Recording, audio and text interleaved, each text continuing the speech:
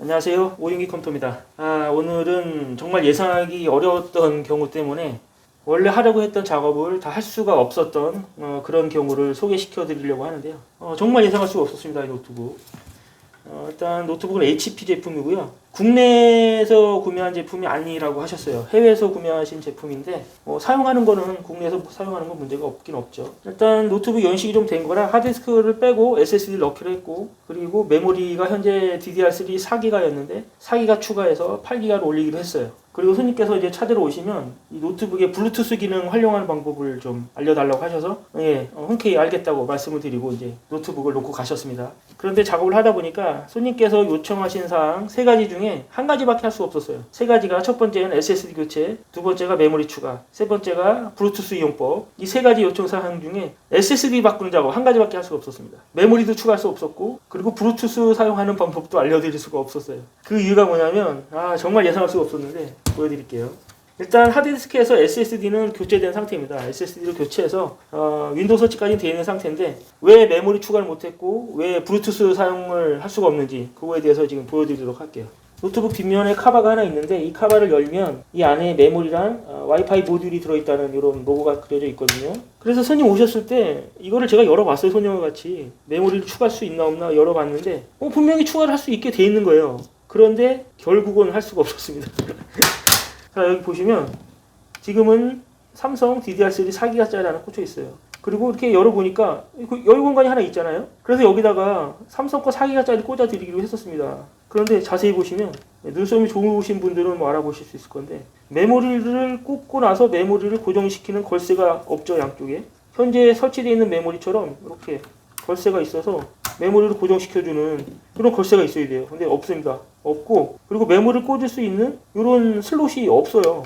그래서 제가 저 하단부를 이렇게 봤는데도 없습니다. 메모리를 꽂을 수 있는 슬롯 자체가 없어요. 이렇게 메모리를 추가할 수 있는 공간은 있는데 슬롯이 추가가 안 돼 있는 거예요. 또 자세히 보시면 여기 금색 부분으로 되어 있는 이 부분들 보이죠? 이 부분에 이 메모리를 꽂을 수 있는 슬롯이 납땜이 되어 있어야 하는데 납땜이 안 돼 있고 그냥 이렇게 납땜을 할 수 있는 자리만 이렇게 나 있는 거죠. 그런데 손님하고 같이 볼 때는 제가 그걸 눈치를 못 챈 거예요. 이렇게 메모리를 꽂을 수 있는 공간은 있는데 실제로는 꽂을 수 없는 이런 경우는 처음 봤거든요. 그래서 할 수 없이 그냥 메모리는 그냥 4기가만 쓰기로 하셨고요. 그리고 두 번째 문제는 블루투스를 쓸 수 없다고 했잖아요, 제가. 그게 왜 그러냐면 여기 보시면 이 부분에 와이파이를 쓸 수 있는 무선 랜카드가 지금 설치가 되어 있습니다. 무선 랜카드가 설치가 되어 있고 이 무선 랜카드가 이제 블루투스 기능까지 같이 겸하거든요, 대부분. 그런데 자세히 보면 케이블이 한 가닥밖에 없습니다. 여기 케이블을 다른 케이블 한 가닥을 연결할 수 있는 이런 단자는 있는데 실제로 케이블이 연결이 되어 있질 않아요. 그래서 이게 한 가닥은 와이파이 그리고 한 가닥은 블루투스의 기능을 한다고 저는 알고 있는데 블루투스의 기능을 할 수 있는 그 케이블이 연결이 지금 안 돼 있는 거예요. 그래서 제가 이거를 혹시 안에서 빠졌나 싶어서 하드디스크를 SSD로 교체할 때 잘 봤거든요. 그런데 빠져서 안으로 들어가 있는 케이블도 없더라고요. 참 희한한 게 블루투스가 안 되는 노트북도 지금 이 영업하면서 처음 봤습니다. 10년이 넘은 노트북도 블루투스 기능은 다 있거든요. 그런데 노트북에 블루투스 기능이 없다. 정말 예상을 할 수가 없었어요. 그래서 할 수 없이 블루투스 기능도 사용할 수 없고 메모리도 추가할 수 없고 그냥 하드디스크를 SSD로만 교체해서 이제 작업을 완료하긴 했는데 컴퓨터 매장을 운영하다 보면 이렇게 정말로 예상하기 힘든 경우가 있다는 것을 알려드리고 싶어서 이렇게 촬영을 했고요. 그런데 이거 말고도 이렇게 예상하기 힘들었던 경우가 또 있어요. 2건이나 더 있습니다. 그것도 마저 보여드릴게요. 자, 요번에 보여드릴 거는 노트북은 아니고 이제 데스크탑인데요. 이것도 정말 예상하기 힘든 경우였습니다. 제가 좀 생각이 짧아서 그랬을 수도 있는 건데 정말 예상하기는 힘든 상황이었을 거예요. 자, 이 컴퓨터도 노트북과 마찬가지로 작업은 다 완료된 거예요. 노트북하고 제가 지금 더 보여드리려고 하는 2건, 총 3건이 어제 모두 들어온 거고 어제 늦음하게 들어와서 어제 다 처리를 못 해드리고 오늘 찾아가시기로 하고 작업은 다 완료를 해놓은 거거든요. 근데 찾으러 오시기 전에 지금 잠깐 촬영을 하고 있는 건데요. 사양은 꽤 좋은 사양이에요. CPU가 10세대, i7 10세대고요. 메인보드는 아마 400 시리즈가 아니라 500 시리즈일 겁니다. 켜서 볼게요. 메인보드가 기가바이트의 B560M D2V라는 모델이네요. 거기다가 CPU는 제가 말씀드린 i7 1700F, 메모리가 16기가인데 지금 단발로 꽂혀 있고 i7 1700인데 쿨러는 조금 아쉬워요. 그런데 이게 문제가 아니에요. 이게 문제가 아니고 뭐가 예상할 수 없었냐 빠르게 말씀드릴게요.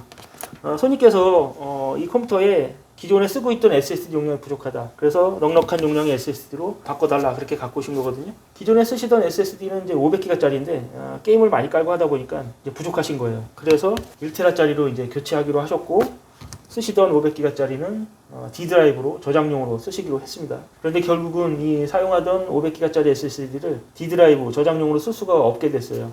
그게 왜 그러냐면 지금 보시면 CPU는 10세대 CPU입니다. 그런데 메인보드는 11세대용 메인보드거든요. 11세대용 메인보드지만 10세대의 CPU를 사용할 수도 있어요. 그런데 11세대 보드에 10세대 CPU를 썼을 때 한 가지 문제가 생기는 이슈가 있었죠. 바로 M.2 슬롯 2개 중에 한 개를 못 쓰는 그런 이슈가 있었거든요. 지금 이 컴퓨터가 그 이유 때문에 쓰시던 이 SSD를 저장용으로 쓸 수 없는 그런 경우에 자, 컴퓨터 내부를 다시 한번 보여드릴게요. 자, 이렇게 보시면 그래픽카드 밑에 M.2 하나가 들어있죠. SK 하이닉스거 1테라짜리. 저게 이번에 이제 추가한 SSD고 그래픽카드 위쪽에 보면 M.2 슬롯이 하나가 더 있긴 있어요. 그래서 저 자리에다가 쓰시던 SSD를 껴서 D드라이브로 쓰려고 했던 건데 저 자리 SSD 설치해도 인식을 못해요. 그래서 쓸 수가 없는 건데 11세대가 출시되면서 이런 이슈가 있어서 그 당시에 제가 관련 영상을 업로드한 것도 있는데 이 컴퓨터가 그 경우에 해당될 거라는 것도 저는 솔직히 예상을 못했습니다. 아무래도 이번 거는 제 생각이 좀 짧았을 수도 있는데 정말 예상하기는 쉽지 않은 그런 경우였어요.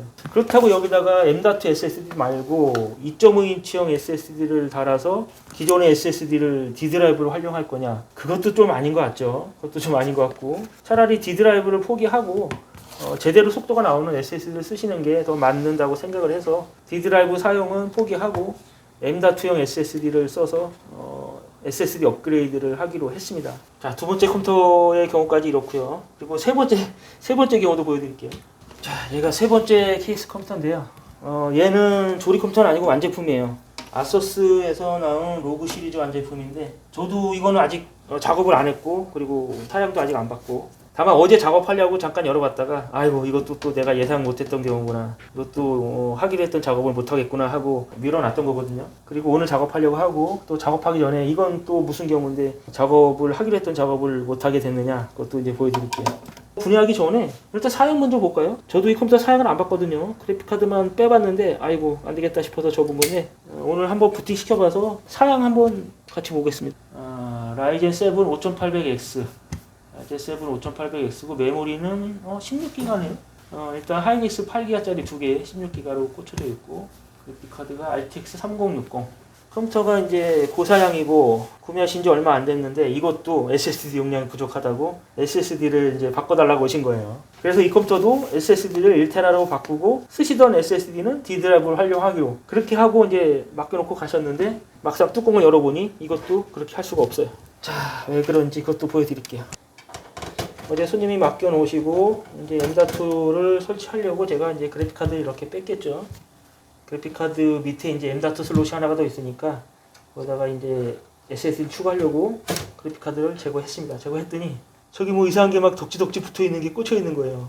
네, 기존에 사용하시던 M.2고 이 슬롯에다가 이제 추가를 하려고 했더니 이미 슬롯에 다른 게 꽂혀져 있어요. 저게 뭐죠? 일단 얘는 이제 무선 랜카드 같고요.